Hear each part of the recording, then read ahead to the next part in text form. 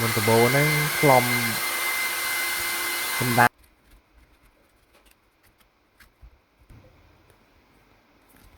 វាតែខ្ចៅច្រើនទាំងលើផងក្រោមផង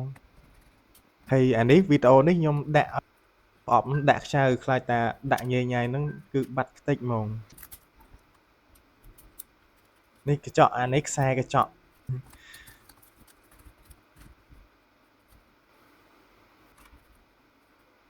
វីដេអូលឿនតិចហើយសិក្សាដំណើរការអូខេអេក្រង់អូខេហើយមានកតិចធូលីដីនៅជាប់កាមេរ៉ាអញ្ចឹងណាចាប់ដើមដាក់ស្ទះខាងក្រោយក្លេនអស់ហើយចាប់ដល់ហើយ